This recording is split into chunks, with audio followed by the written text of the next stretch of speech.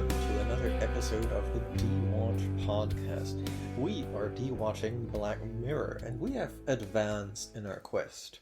We have watched the seasons in backwards order, and have arrived at Season 3. We are in 2016 now. 21st of October, actually. Yeah, and the world as well. Donald Trump will never get elected. And We're going to have our first female president. Yeah, exactly. More importantly, we have Black Mirror to watch, namely the episode Nosedive. That's right, Jorgen. That's right, Jim. I don't know if we did names. We didn't do names. That was me subtly indicating to you. Please introduce yourself. Yeah, we're so subtle. We're as subtle as this episode. Well, and that's a compliment. Tell us your name, Jorgen. I am Jorgen Smorgasbord. And I am Jim with a G. And, well... Today we take a nosedive into season 3. Oh, we're really nailing this intro, aren't we? Yeah, we're so smart. You know, people come to us. We're smart. For analysis, for depth, for intellectual stimulation, commentary. For artistic perfection. Yeah, for real art criticism. Oh, yeah. For societal diagnosis. That's what we're going to get today. Yeah, and they're getting that diagnosis as well from Charlie Brooker. But the finger on the pulse of the nation. The finger on the pulse of every nation. Oh, yeah. So many pulses, so many heartbeats. Now, Jim, do we recommend our dear viewers to watch this episode? No, God, no. Really interesting. Absolutely not. I'm also leaning no, but not nearly as hard. That's interesting. There's stuff to break down here, but no, God, no, please do not watch this episode. It's not as bad as Beyond the Sea, which is the thing I always compare things to. Yeah, the high watermark of nothing happens for 1.5 hours. Things happen in this episode. Not a lot, but stuff. And, well, let's go through what happens extremely quickly. Well, no. Have you given your definitive yes or no? I'm leaning no, just because it's so slow. Okay. Perhaps during the course of today's episode we shall unravel this opinion. Well, and yeah, no. Basically, this episode is... Instagram has taken over. Yeah, Instagram has taken over the world. And put stuff in people's eyes so they can see each other's ratings. Everybody gives each other star ratings after any and every interaction. And this is the first half of the episode. The second half of the episode is a woman on a road trip that goes, well, on a bit of a nosedive, if you will. Okay, we need to stop doing that. It's not even good. Yeah, so she wants to get into, a nice apartment, and for this nice apartment, she needs to up her social rating, and to up her social rating, she wants to speak at her friend's wedding, and harvest those likes. From cool people who are also well-liked. Influencers, you might say. But she's being discriminated against as a lowly 4.2, and as such, she's gonna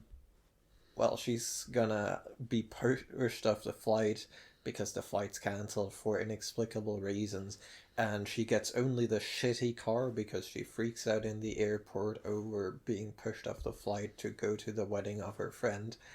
And a sequence of events push her social rating lower and lower. She has a heart-to-heart with a lady who's a lowly 1.4, and she's like, I'm not gonna kill you, don't worry. I'm just rude to people. I'm just authentic. I'm just cool. Yeah, and this episode will end in another authentic heart-to-heart, I guess. She road trips to this wedding, and does a wedding speech that's kind of sincere, but mostly just insane rambling. Really. Also, by the time she arrives, she does look like a savage woman. Yeah, she looks like a Outlands. barbarian / bride.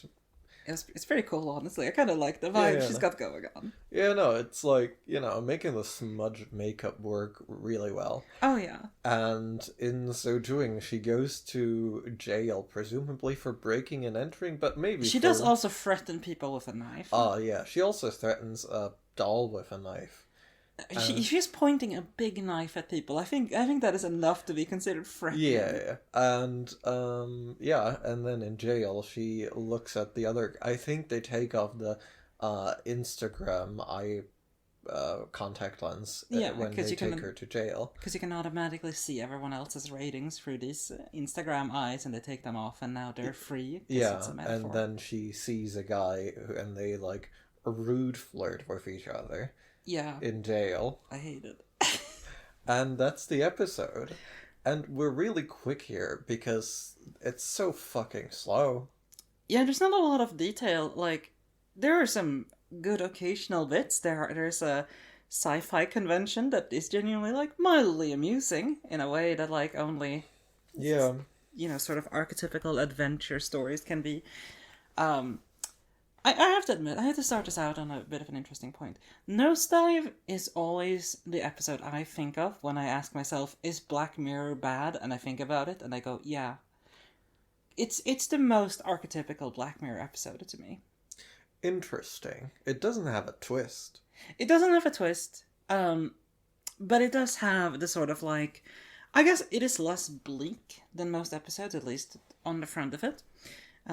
But it is also, like, the most, like, hey, did you guys know that phones are bad episode? Yeah, no, like, see, this is why I'm surprised by this diagnosis, because, like, to me, this episode is, like, I guess it's not a lot more on the nose than Black Mirror usually is, but, like, it's a lot more banal. It's a lot more banal. I think, even if it's not more on the nose, like, I think this is very typical level of subtlety for Black Mirror. It is so obsessed with its central premise, right? Like, it's like, the amount of times it stops to look at people rating each other and looking at their phones, like, you think that was an establishing point, and then you just kind of assume it. But no, they come back to it all the time to be like, hey... Look at these guys. They're vain. They're looking at their phones and rating people on Instagram. Ain't that fucked up? And they continue doing that until the very end. And it just gets to me. I'm like, yeah, I get it. Yeah, and, like, I think this episode would have worked fine if it had been, like, half the length. Yeah, that's a criticism we often give Black Mirror, though, isn't it? Like, So, the like, sort of big heart-to-heart-ish our protagonist. I remember no one's name in this episode, but that's not really an indictment of the episode. So the protagonist's name is Lacey Pound, and I keep, like, looking at that name and going, like, is that a joke somehow? I don't think so. It's like a weirdly named. It feels like close to a joke name, but I'm not quite getting there. I don't think so. But, like, I did check the time during the episode. You did, yeah. And we were about 36 minutes through this episode that is 63 minutes long. God, you feel every minute of that and then some. Yeah, it does its thing. It does its thing, and it does it over and over again, right? Like, it is a very repetitive episode. And, like... So there's a couple of times in this episode that I want to highlight where a character borderline looks at the camera and goes, wow, this is shit, isn't it? With the protagonist around, and the protagonist goes, no, I have to do this. I think the first time, like, happens maybe 10 minutes in, with the protagonist's, like, gamer, I was about to say boyfriend, but brother, I think? Yeah, no, like, they establish he's her brother, like, fairly early on. Right. And then you sort of forget, and then they tell you again. And then he doesn't show up again. Yeah, but, like, I think around 10 minutes in, he essentially looks at the camera and goes, like, wow, you guys are all fake smiling to get points from other people. And you could have just ended the episode there, because that's the message, and it never stops being the message.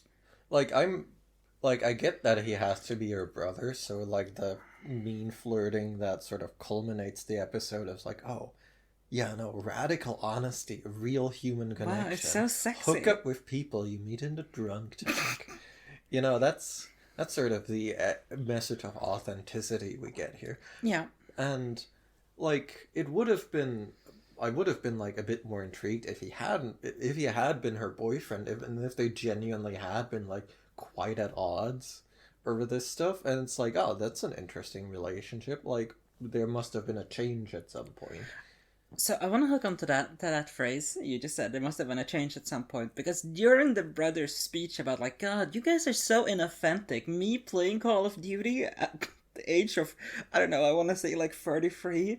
Um, like I don't know, like it's just there's a point where I think he says something along the lines of like, wow, like this obsession with ratings and likes and that you've developed recently, and I'm so unclear whether that's meant to be about her doing that as a response to wanting the discount that she's supposed to get on her like cool luxury condo for being a 4.5, or if that's something that happened before the episode started, because she's about the same. Like she doesn't change until later in the episode.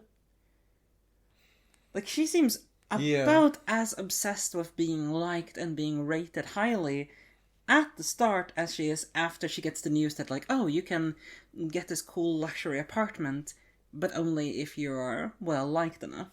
Yeah, no, like it's a bit baffling like that. Like it's just really there's hints at stuff going on under the surface that were like hints of analysis, right? Like she has like a being liked advisor. Yes, A and I think like that's kind of like a good scene. I kind of like um the advisor. and he is like, no, you've got to be authentic.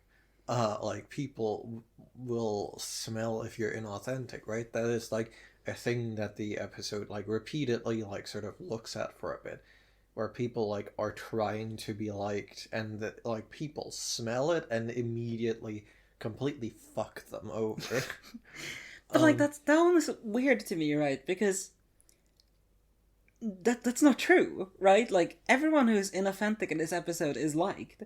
It's just that she does fake, I don't know, fake authenticity poorly, right? Like it's yeah, not about actually. yeah, no, and I think that is like something the episode like is sort of like poking at, like when I it's think it not wants to busy. poke at it. I think it is poking at it, it's just not devoting a lot of its attention to that notion. And that's sort of like, Like I think one of the central issues for this entire episode, just like not landing right, like not feeling right, is that obviously everyone who is portrayed as being like high up on the social ranking list or whatever is super inauthentic, right? Like yeah. that's the point of it. But they are still highly liked, and obviously you have to communicate that to the audience, like, hey, these are annoying people, somehow. But like, no, I don't know. Like, it just doesn't ring true that these people who are like, oh my god, like who does the Valley Girl voice to show that they are a lesser human being, to the audience. I think this episode has some issues with gender, but I'll brush past that for now. But the point is, like, the people who are signaled to being highly liked have to be signaled to the audience to be despicable. And that Yeah. means the entire thing just immediately rings super false. Because people don't like those people who, like, are perfect. Like, that's one of those things that I kept thinking about during this episode, is that, like, if this was a real thing, so many of these people would have been Spite 1 rated constantly. Well, I mean, this is like one of the stranger dynamics of the episode, because like one thing where I'm just like, I need to know the like actual mechanics of this world, and you're not telling me, is when sometimes ratings are anonymous and sometimes they're not. I don't think that's... I think they're always meant to be public. No. Are you sure? She gets multiple drive-by 1 ratings from Anon. Was it Anon? I thought it said Anton. No, like it happens like quite a few times. Like Okay. in the office when she's like interacting with the guy we're supposed to be scorning, she's like, oh no, forget receiving his milkshake. Hey, it's a That smoothie. Pay attention to the I source material, Jorgen. I I don't know the difference. I reckon it's milk or not milk. But yeah, no, for like being like polite to him, like people anonymously like low rate her. Okay. And this is like where it's like, well, hold on, what is the actual social dynamic here? Are you allowed to you're clearly able to like review bomb people Oh, yeah. anonymously, but like not always? I don't know, like, I guess the implication of the world building here is that, like, when you've had an interaction with someone, but sometimes that's not true at all, right? It's when No. you rate, I guess when you see someone, you can just, like, rate them up or down.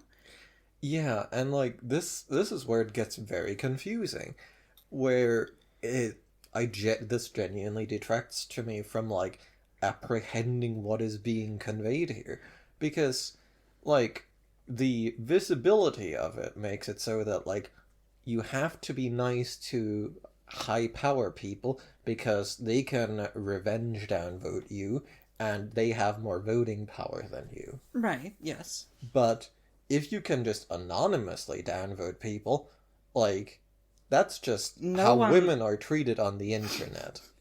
Right? Yeah. Like, you can just tear anyone who, like, rises above anything down. And, like, and so we get to the question of, like, can you, like, review on people or not? And, like, the episode seems to say no, but it also does have mechanisms for doing so. It also, like, has the thing where, like, okay, yes, you rate people when you meet them, like, when you see them, even, like, on the side of the road, as happens in the episode. But also, like, there are just, like, public postings, it seems like, on Yeah. their Instagram, which, again, has taken over the world. Assumedly, yeah, everyone would be torn down, right? Like, I just think that's how people work. Like, there's tall poppy syndrome that should be coming into play here. On some level, at least. Yeah, no, and it's just... The episode, I guess, just isn't interested in, like, properly playing out those dynamics or even, like, setting them up so that we can, like, think about, well, would it work like that? Do we think, like, how do we think it would work? We're just, like, presented the world and and we have to go with it because we're not told how the system works, which is interesting, because I do think at the start, like, to me, it like, the first couple of minutes of the episode seems to imply that, like, you have to be reciprocal, essentially. Like, through social pressure, if someone Yes. rates you 5, you have to rate them 5 back. But clearly, there are multiple times, even in this, like, saccharine of, like, oh, everyone has huge smiles, and for some reason that makes people like them. Like, there are multiple times in there where that is broken.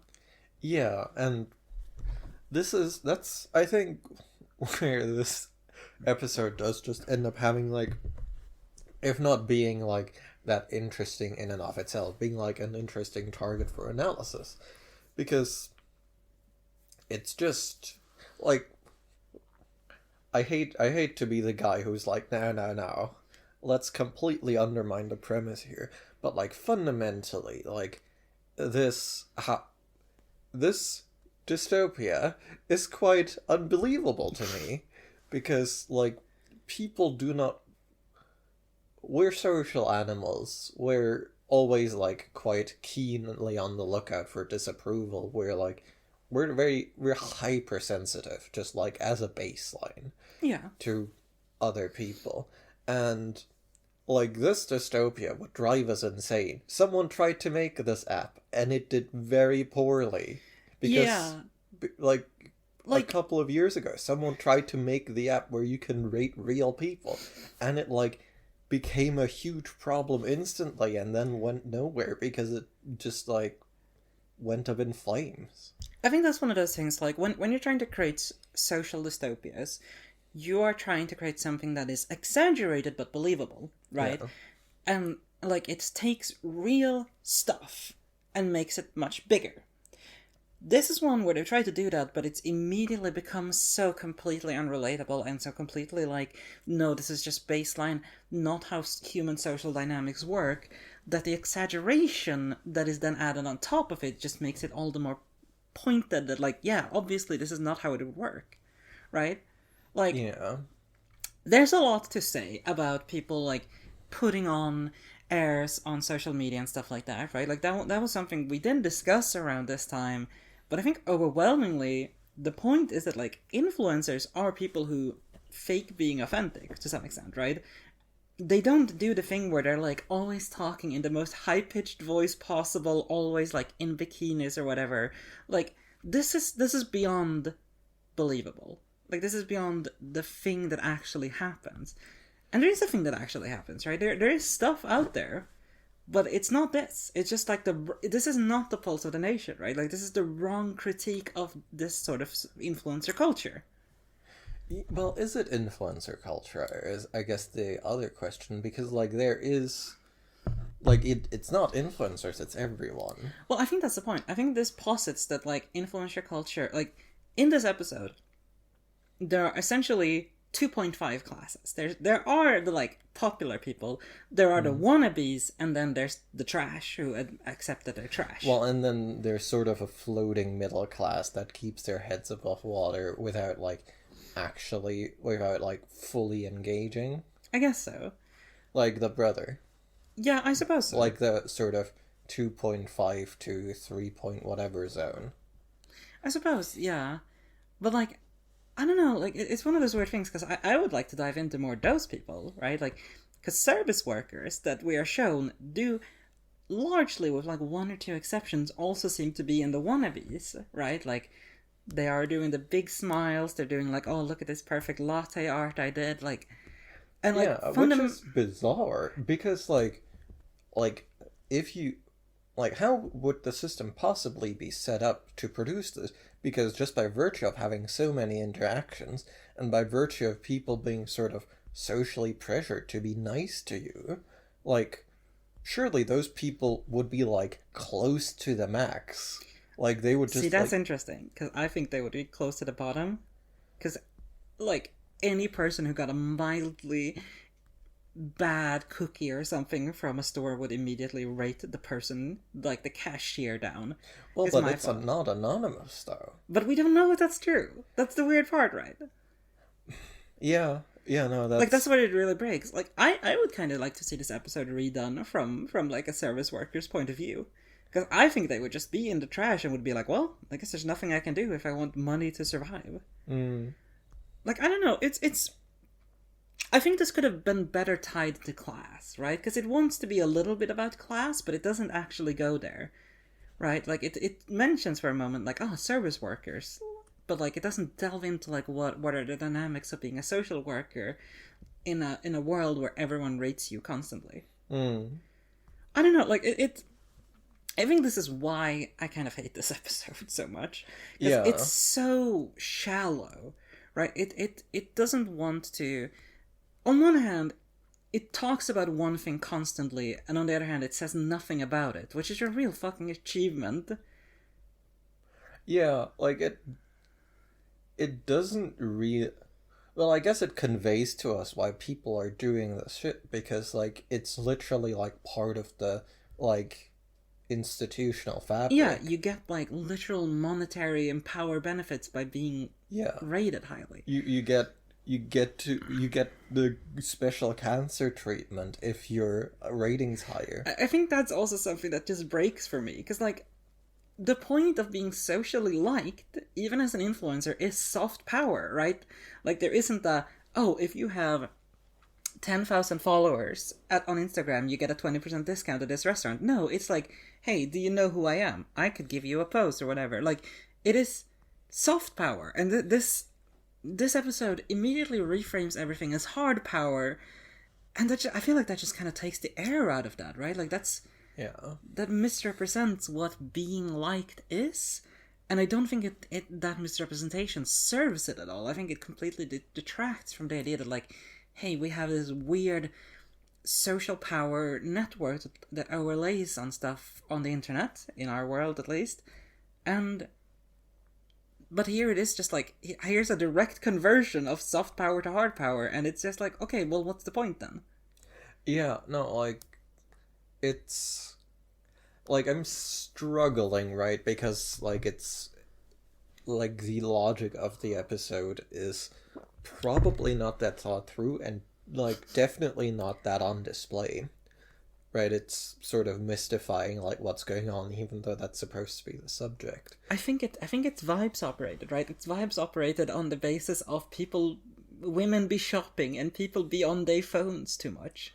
I mean, like there are like observations that have like some degree of purchase, right? It's like, oh, like the episode is more interested in women, and I think it's not wrong to say that Instagram is like a very gendered like social site. I think there's like some points where like the archetypical popular girl who is, you know, a bitch, like that gender stereotype is not given much depth there. There is a popular hot bitch. Yeah. I think there's something interesting where like even in her private calls she like lays down seductively and stuff like that, and like lifts her long legs and stuff like there's something to that, right? But I think one of the things that also breaks for me is that people aren't like this in private, right? Like you'd think that if this world was so dominated by ratings and everything, even in areas where you're not like fearing a bad rating, I think that behavior would rub off, right? Like even with your, I don't know, your lover, your closest friends, you would still kind of have that. But immediately, even from the start, our protagonist, who's meant to be like the purest example of a wannabe, is just mean to her brother, right? Like casually mean to her brother in a way that is completely believable if you live with your sibling. Like, I get it. They kind of dislike each other. They're in a fairly small space. Yeah. But, like, you'd think on some level that fake politeness would rub off, right? Like, that's a social consequence that would be interesting to look at. Like, people having difficulty being authentic to each other even when the system is gone. But clearly, no, like, she's 100% okay once the cameras are gone to be completely authentic with her kind of shitty man-child brother. Yeah. But, yeah, no, like, I guess, like, I'm just mentally still stuck on the notion that, like, they've provided the worst conceivable answer for why are people actually engaging with this, which is because it's institutionalized. But, like, and I think in doing so, they, like, really, really cheapen what this episode conceivably can be, because people are on Instagram on purpose. Like, people stop using social media when it sucks, to a degree. Like, people left Facebook, right? I think there's a lot to be said for the idea that Black Mirror wants to make dystopias. And the inspiration, the original inspiration for dystopias are stuff like 1984, Brave New World, Fahrenheit 451, stuff where everything is institutionalized. Yeah. But Black Mirror also looks at stuff that is not institutionalized, stuff that is completely voluntary, such as Instagram, like social media, blah, blah, blah, blah, and just goes, what if we make that an institution? And it doesn't work. Yeah, no, like, what I'm most interested in is, like, the mechanisms through which these things are actually compulsive to some degree. Yeah. Because, like, you know, like, I don't know if this is a commonly known fact, but if you say, like, a startup author, like, you no longer get marketing. You don't even get necessarily, like, a book deal if you don't have, like, a big social media following. Like, this is just a thing which exists now, right? And in that way, like, doing marketing for, like, say, small art project is just something that, like, regular people do now.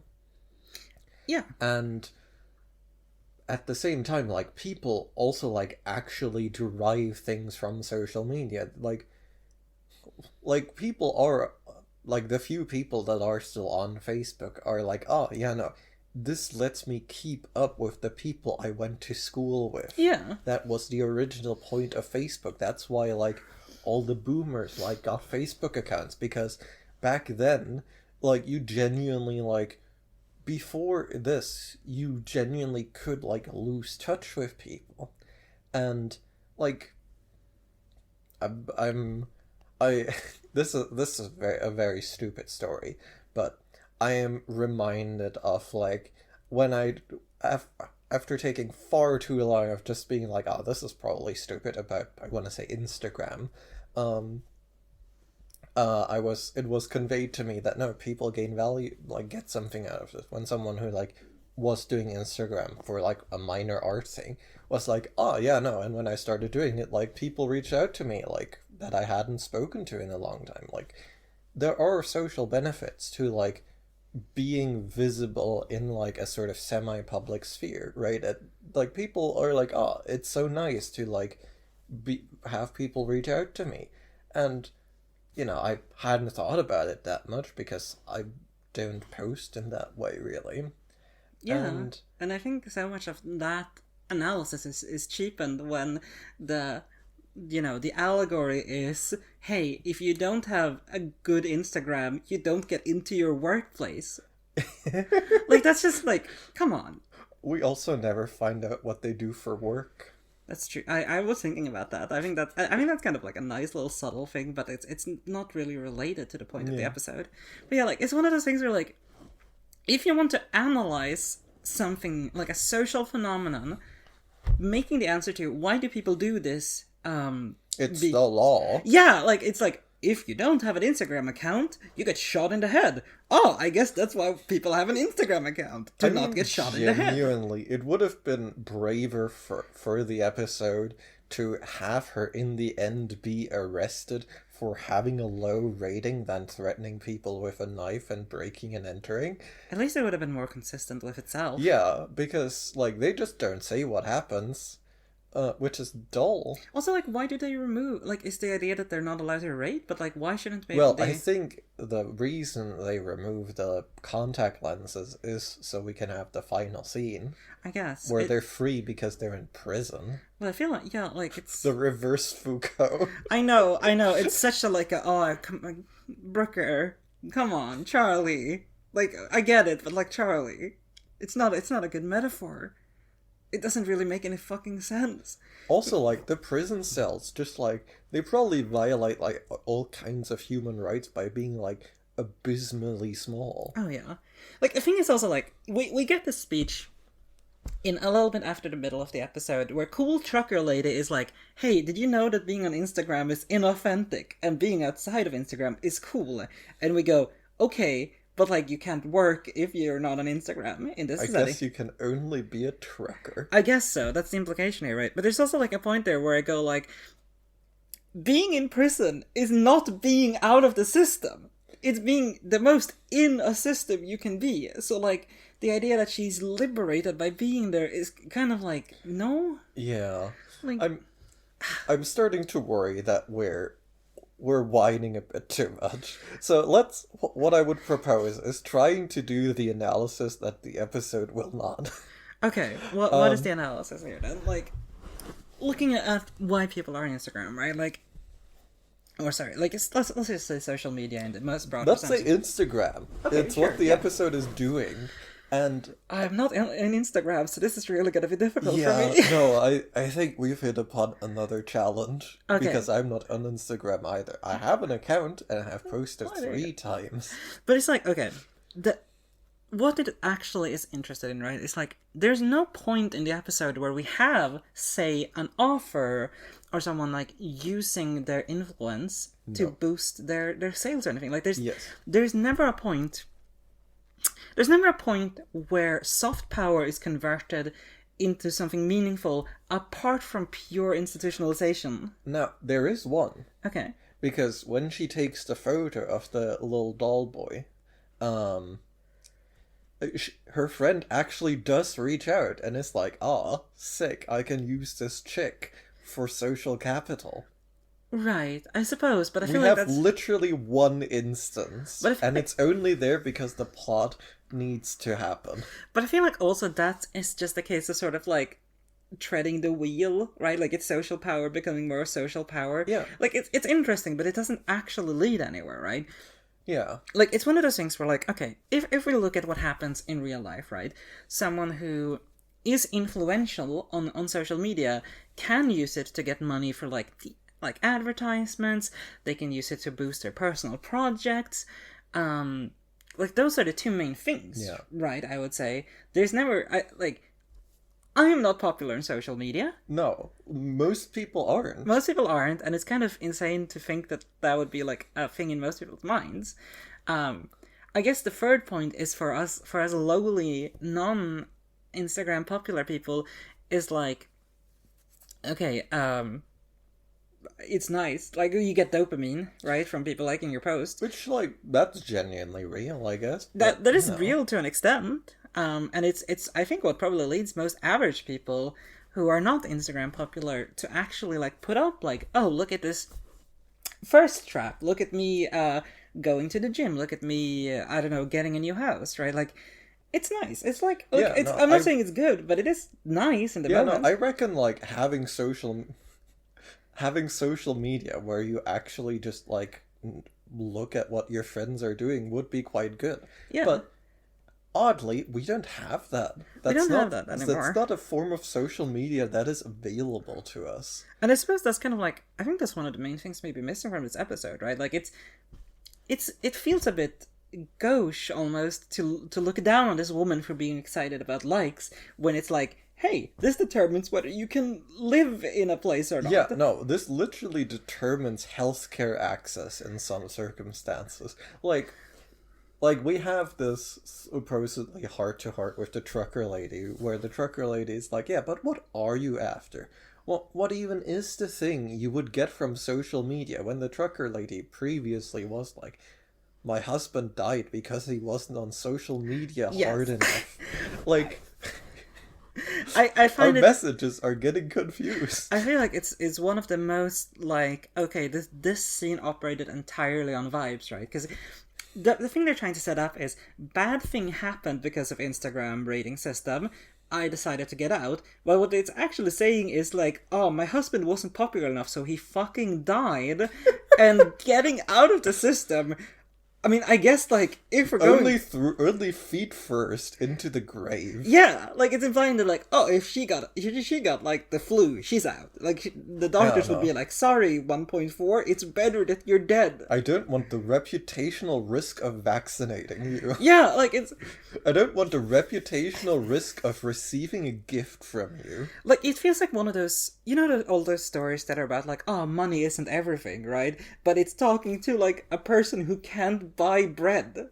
Yeah, no, like, I'm reminded, and this is veering slightly, but like I'm reminded of like an interview I listened to with like a guy who like got out of investment banking, and he's trying to be like, yeah, no, listen, money isn't everything. However, I'm pretty glad I got to the point where money isn't everything.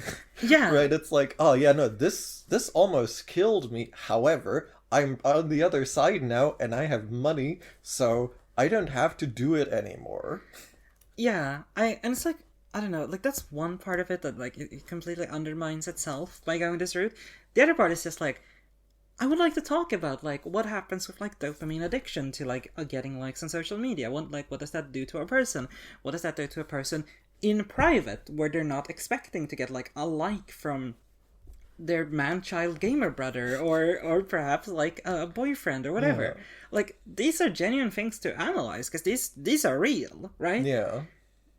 Like it strikes me that this is one of those episodes that like it has a sci-fi thing going on. It has a gimmick and it's very invested in that gimmick, but I don't think it needs to.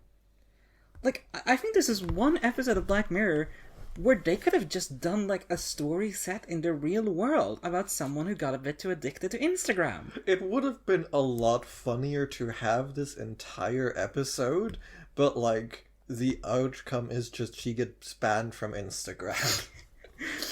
I think it would have been more meaningful. I think it would have been more real. Yeah, it would have been because like if it's institutionalized, like the thing that is trying to be conveyed, that the episode is shooting itself in the foot over, is that you don't actually need this to be like in any way meaningfully happy. Now, to even entertain this notion, it probably shouldn't be tied to healthcare. Yeah. And like surely the actual ending of the episode should be just like, you know, she has her big public freak out, and it's kind of fine. Yeah. Yeah, but like, supposedly, given that she gets rated below, like she gets, I think the last time we see her rating is like 0.6 or something. Which is bizarre because... Yeah. I does it go to 0? I don't know, I guess it has to, and everyone is just rating 1 out of 5 stars to be polite instead of 0. But like, it's like, what the episode is telling us is that, yeah, okay, she now doesn't have to worry about the expectations of ratings. And she gets to fuck a hot guy in jail. I guess. But also, like, on the other hand, I don't know, she probably has to pay, like, twice as much for groceries or some shit. Like, she probably can't live. Like, genuinely, that's kind of what the episode is implying. She has to be a weird trucker. She has to be a weird trucker, or, like, I don't know, maybe if you're below a 1, you don't even get to be a trucker. Like, I don't know. Like, that's what the episode is implying, right? Yeah. So she's just fucked. And, like, it's trying to do... I will say, I hate the music in this episode. I hate how it's constantly being like, ooh, isn't this meaningful? Like, it's doing the, like, slow pianos throughout, and it's so annoying to me. I'm sorry, I'm going back to the whining, but, like, oh! Really? Because, like, I definitely also noticed the music, but I thought it was just, like, aggressively placid on purpose. Like, you know... Maybe, but, like, I don't know, I feel like it's doing the, like, this is meaningful, reflective piano playing. And it got to be, I will admit, I was like, shut the fuck up. I actually took another note on the music, because they do a very, they do a thing that did quite strike me, which is, like, when her, like, final nosedive happens. They do just, like, sprinkle in the 0 rating sound into the music, which Okay. I did find, like, a nice touch. Like, I think I missed that, so I will give that, like, I guess some support. yeah, no, like, this episode, like, it's an interesting piece because, like, for all its slowness and such, like, it is so committed to the bit, like, it just, like, has actors doing, like, the swipes on each other, even in the most, like, bizarre situations. Like, even when, like, the knife threatening is happening, like, the bride is still, like, doing, like, I want to say, like, a good rating on her husband or a bad rating on, like, a ranting protagonist. Yeah, I don't know.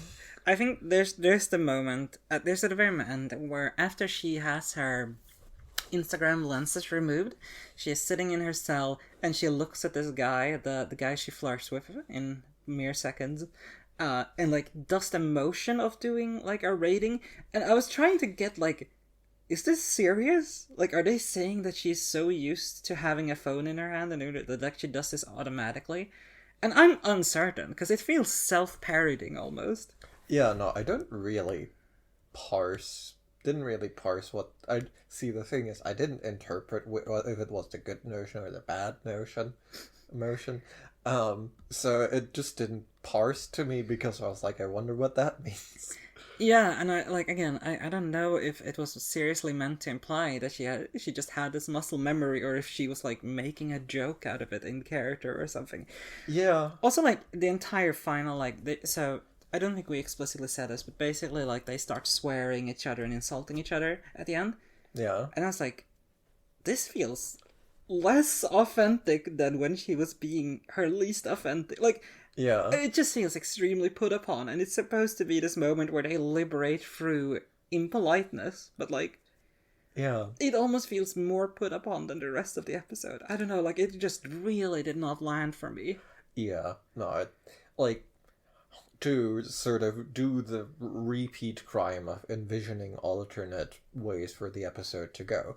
Like, I would have been quite interested in, like, how they would have, like, in the episode, just, like, if, like, she does her big, like, meltdown speech, and, like, she just accidentally threads the needle of, like, ascending to, like, the authenticity peak.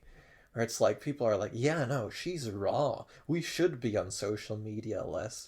And have her, like, achieve the impossible 5 stars or something. Like, that would have been fucking interesting. Yeah, I suppose when you put it like that, yeah. And, you know, like, I don't know what it would have meant, but it would have been, like, it would have, like, poked at it a little bit more, because and, you know, just, like, do a graduate ending where it's like, how to feel about that, huh?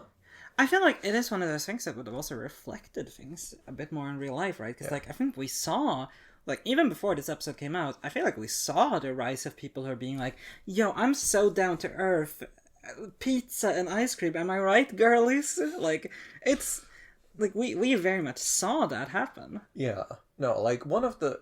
Because, like, the interesting thing with that scenario, potentially, is that, like, it does just, like, put her back to a wall, because, like, where do you go from there to maintain your rating? Yeah. Right? Like, like, Well, that would have said something, right? Authenticity, like, as it, like, actually, like, works on social media, like, wears down so fucking fast. Yeah. Right? Like, you cannot do, like, oh, yeah, I'm doing another big emotional moment. Right? You need, like, you end up in, like, the Dragon Ball zone where you need something more authentic every time. I think Dragon Ball social media, like, you're getting somewhere with this. But, like, genuinely, if they had gone that route, that could have been something to analyze, Yeah. and clearly they had the runtime to do something like that. Yeah. And they could have been like, okay, how do you keep being obviously authentic in the social media sense continuously? And, like, what happens when that runs out? What do you go back to then? Like, that could have been an analysis. That could have said something. Yeah, no, because, like, the thing that this, like, also doesn't, like, really get about social media is that, like, first of all, like, it is not actually everyone's job. It's just, like, thrust upon more people than would be, like, desirable. Yeah. Right? Like, I don't really do social media in that sense, and, you know, I don't think it's massively hurt me. Most people don't, right? That's the actual secret of social media. Most people just look. Yeah, and I think that's like something to analyze too. Is like, what's it like being a consumer of this? Does it like being like, oh, I like this Instagram celebrity instead of this one. That's a meaningful statement about me as a person. Like, what about that side of things? Yeah. And yeah, no, I had a train of thought, but now I've lost it. I'm sorry, but also I regret nothing. It's fair. Because we do have a whole nother angle we need to at least, like, pay a bit of lip service to.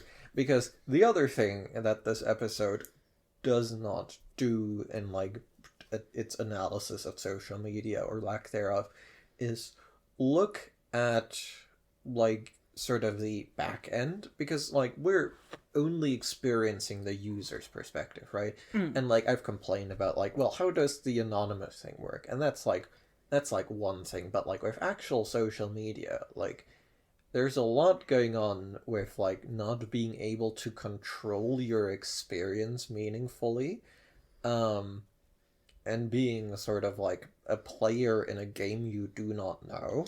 I suppose that's something that probably happened more after this episode was written. I wonder, yeah. Because it seems, the implication here seems to be that it is like people specifically you follow, they show up in your feed, and that's done. Maybe. Yeah, no, I think this is 2016, so actually, no, this was happening. He just hadn't clocked it yet. I guess so, but I think not a lot of people had clocked it quite as much. Yeah, no, and, you know, I guess for 2016, that's just, like, a thing people really hadn't caught on to yet. And I guess that's, like, another thing that makes the episode seem a bit more shallow. Yeah, this is not one of those hitting on the pulse of the nation, really, is what we're getting at. No, this is hitting on the pulse of the colonists. Yeah, but colonists are maybe like a year behind of when this episode was released, even. Yeah. But yeah, it's a missed opportunity, but I don't know if there's much more to say about it apart from that. Like, it's just like, it's something they missed. It's something that happened more after the episode was released. Yeah, no, absolutely. Just... your smart podcasters, we know. We just can't talk about it because the episode doesn't. And in fact, we probably knew about it in 2016. Yeah, absolutely. But because we know about it now, and things don't change, is the thing. Yeah, exactly. Social learning isn't real. But yeah, like, it's one of those things where it's like, I don't know. I think there's something to be said about, like, the lack of curiosity of, like, who set up this system? Why is it like this? Like, who's gaining from it? Yeah. Why are you saying, like, oh, only people with a 4.5 get to live here with a discount? Because ... question mark? Yeah. See, I want to jump real quick to the credits, because the credits say based on a short story by Charlie Brooker. Yeah. And that makes so much sense. Because, like, you know what? I'm not even that mad that Charlie Brooker was like, social media is stupid. I'm going to write a short story about stopping being addicted to likes. Also, It makes sense. no social media actually does, like, ratings. Well, with the exception, I guess, to just, like, briefly double divert, is, like, the thing all of this is actually real for is, like, Uber drivers. Most of all, but, like, gig workers in general. Because Yeah. being on a gig work platform, I am told, I don't use them for all of the reasons, is just straight up, like, this exact episode.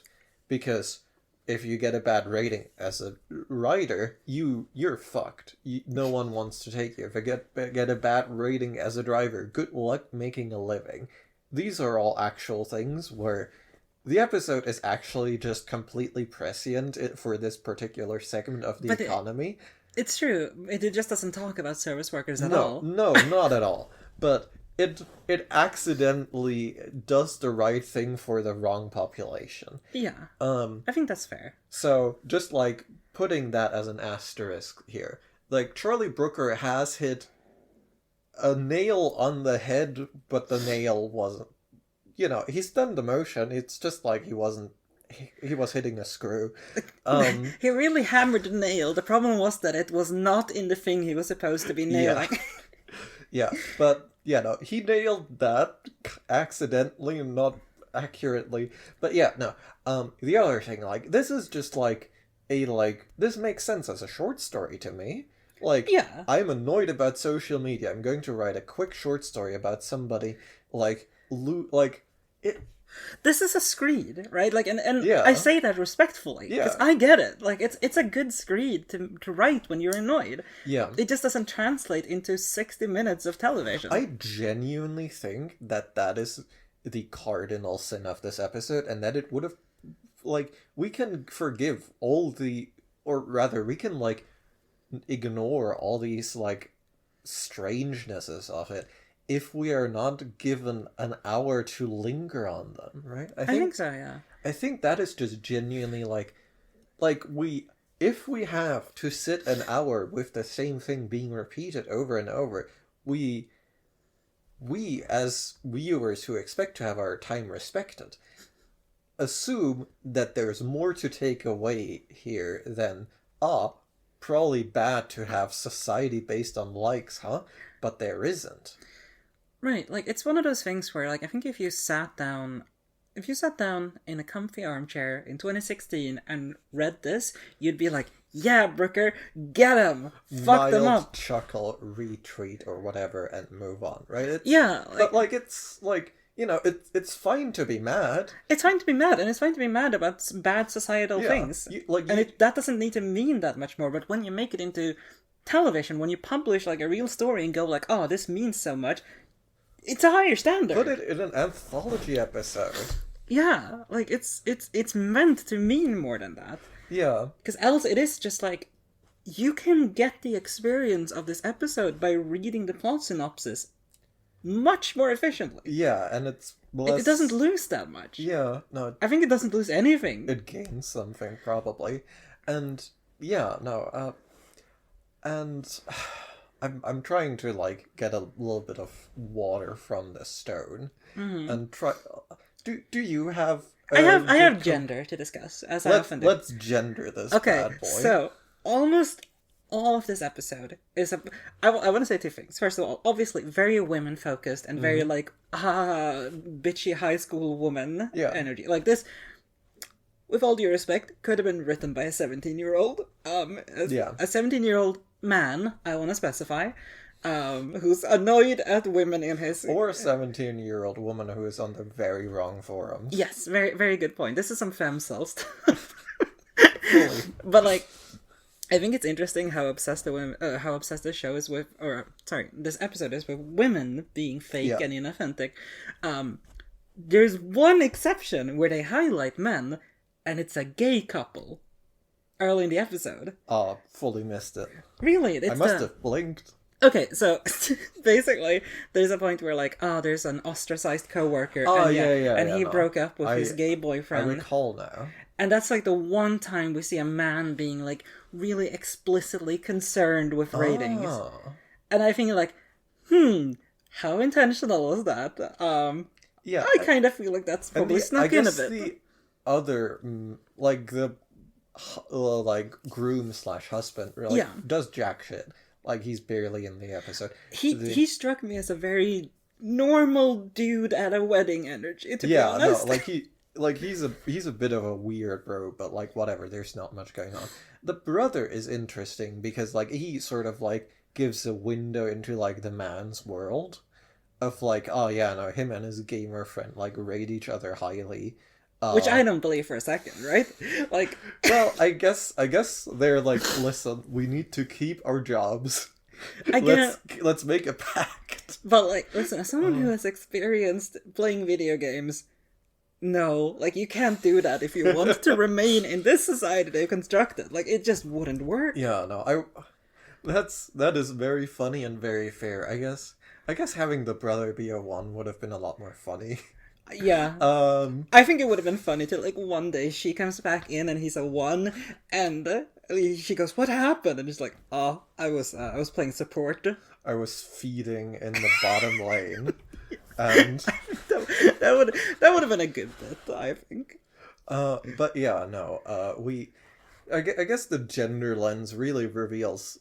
Like, I was gonna say that, this really reveals that Charlie Brooker doesn't really understand the world of women. I wanna say that it's one of those things where, like, okay, some stories, even when men write them, have to be viewed through a feminine lens. Like, you have to be like, okay, we're doing a story about romance. Well, we can't have, like, dudes be the focus. Obviously, women do romance. Yeah. And it's kind of the same thing here. It's like, oh, it's about social dynamics and backstabbing. You know what women are great at? Those two. Yeah. Like, it's a bit on the nose, I think. Yeah, no, I think the gay couple is what really, like, stood out to me in that sense. Of like, oh, yeah, come on. I'm sort of, like, triangulating here a little bit. Because on the one hand, like, I don't want to give, like, too much, I don't want to be like, yeah, no, Charlie Brooker really doesn't understand women. Because, like, this is just a shallow screed. Yeah. On the other hand, I think, like, the shallowness and then like, oh yeah, no, obviously if I'm screeding it's gotta be women, like I feel like that sort of like clicks together quite well. I think it's one of those things where it's just like the aesthetic of it, right? And it's like, yeah, the aesthetic here is women. Yeah, no, exactly. And I think like that shallowness like really is just like redoubled by being like, well, obviously women. Like it's I think it's one of those things too where like I this is like a very small point, but I notice it always when it's like a woman and a man paired, the woman had a higher rating. Like they even mention it with Trucker Lady, who used to be a 4.6 and her husband was a 4.3, right? Like I think it's the case with the popular girl and her husband. I did see one guy who was a 4.8 and I was like, what's his story? Kevin or something? It's in the first couple of scenes. I am a bit disappointed that they didn't just like toss like a 5-star like in the background who just like had people like worship him. I think there should have been like a garbage man or something who was a 5.0. No, just like, give me a bit of world building. You're not doing anything else. Yeah, like I don't know. There's something to be said there, but I feel like the gender angle, it's not analyzed explicitly. I think. Yeah, no. I think what is happening is that the crime is one of shallow sexism as opposed to like spiteful sexism. Yeah, I think so too. I think it's one of those things that just kind of sinks in. Yeah, we don't like it. No, but it's there, and I don't know. It's interesting because I think gender isn't. It comes up every now and then in Black Mirror, but I think rarely as obviously as this. Yeah, I guess you could maybe make an argument that if someone had given Charlie Brooker a note like, "Hey, what's the deal with the women here?" Maybe he would have like had some dominoes fall that would have like prompted him to actually think about what's going on at like a slightly deeper level. I think so too. I think like also like analyzing like what would fake authentic masculinity be in comparison to this fake authentic femininity. Like that would be fun.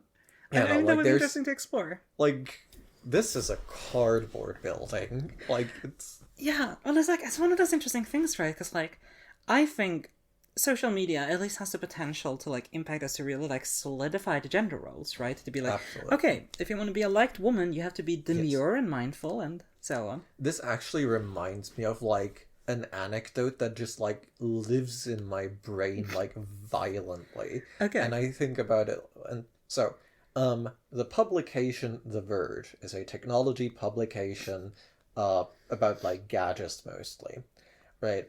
And, the editor-in-chief has at one point said, like, yeah, no, we're very proud of the fact that we, like, keep our readership, like, a fairly, like, even gender split down the middle.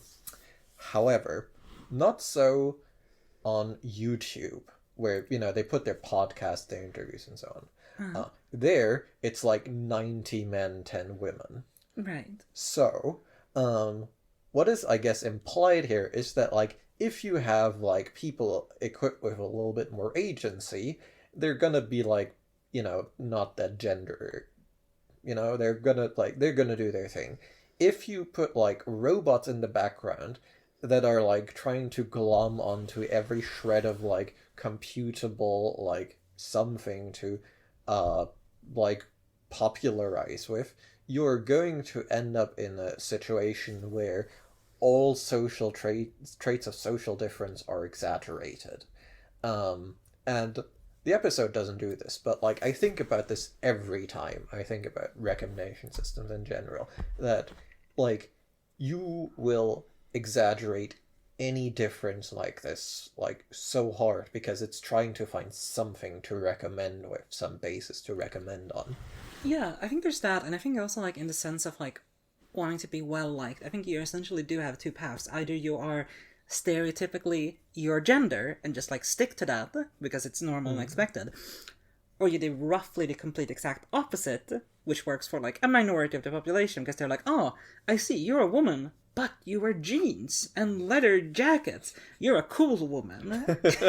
Like, and those are the options you get to have. Because, like, Yeah. you either get to be the mold or you get to break the mold in a very, very particular Yeah, way. and in either way, you're reinforcing the mold. Yeah, exactly. I guess, like, one final point that I don't think, like, is going to be that deep is like the, like, I guess this episode is, like, unusually, like, earnest. Yeah. It's like this episode It's- fucking loves radical honesty, which is an extremely, like, early 2010s energy, and I just want to linger on that as, like, this is just, like, we talked about, like, the sort of, like, treadmill of authenticity where something is authentic and then this becomes less authentic because people are doing it, and, you know, you can't mine the same authenticity stone Yeah. when you're manufacturing authenticity. And I feel like this is really, really worn out now. Yeah, but it is, I don't know, I think this might be one of the least irony-poisoned episodes we've seen. It Like, doesn't have a twist, it's not irony poisoned, and it's not better for it. No, but unfortunately. yeah, no, like, it's... And, yeah, no, I just... Like, I don't know, like, I don't know. I have the impulse to do just a deconstruction of radical honesty. Like, no, you can't just be rude to everyone. Also, the And being rude isn't more authentic inherently. being impolite doesn't have to be a good thing. And, like, Yeah. the trucker lady is not impolite. No, despite- she's lovely. She's she- wonderful. Yeah, like, she is. No, this is an accidental success by the episode, but she is just, like, authentic and helpful and just, like, a genuinely good person who's, like, doing her best to, like, get through to someone who's, like, careening towards rock bottom. She does do the probably social crime of just, like, yeah, no, you're going in the bad direction. Have my flagon of whiskey. But, like, she is just, like, there is no way she is actual. Like, she asks people to rate her low to keep her cred. Yeah. She's just the outsider cool lady. Yeah, but she's And, like, fully good. Like, And I think this just loops back to the problem the episode has, where like the people who are liked in universe has to be communicated to be despicable to us, the audience, Yeah. and vice versa as well. Yeah. And that obviously just means nothing lands per definition. Yeah. Yeah, no, the cinematic grammar does not unfold properly here. I think this is one of those episodes that needed subtlety, unfortunately. Yeah, And it's just, like, it normally... needed subtlety, or it needed more to say, or it needed to be shorter. Those are the three paths in my mind. Yeah, because you can make someone who's like, oh, this person seems nice, and then creep in the inauthenticity over time. But this episode doesn't do it. It just throws it in your face. It's like, hey, yeah, this lady is hot and cheery, but horrible. Yeah, and you know that from stage 1. Yeah, and there is, like, this sort of moment where it's like, no, like, this friendship is based on, like, a real interaction they had when they were children. Like, during the sort of rambling wedding speech. That is, like, the end. Like, no, I genuinely care for you, and clearly, like, sort of social status, like, work has, like, divided us and driven me mad and made you evil. Yeah. And, you know, like, that's a more better point to end on at all. I'm gonna find myself an insult husband. And... yeah. There's a moment. There's just, like, a flicker of something interesting there. Yeah, and, you know, it's not really explored, and isn't that authentically Black Mirror? God, like, Black Mirror is so fucking good with its bait and switch, isn't it? All bait, no switch. Well, all bait, all switch. Yeah. All switch, no. Well, in this case, it's actually more bait, more switch than bait. Jesus, that was hard. Okay, I'm cutting that one short because I'm not doing the mental math. I think that's Nosedive. Yeah. I don't know. Has your recommendation changed? No, like, I would like to see a fan edit that just, like, starts in the truck, does a few flashbacks, and then, you know, goes through it at 3 times the speed. I think that would be functionally twice. It would be twice as good, for sure. Like, 3. It would be a factor better that is equal to the amount that it is shorter.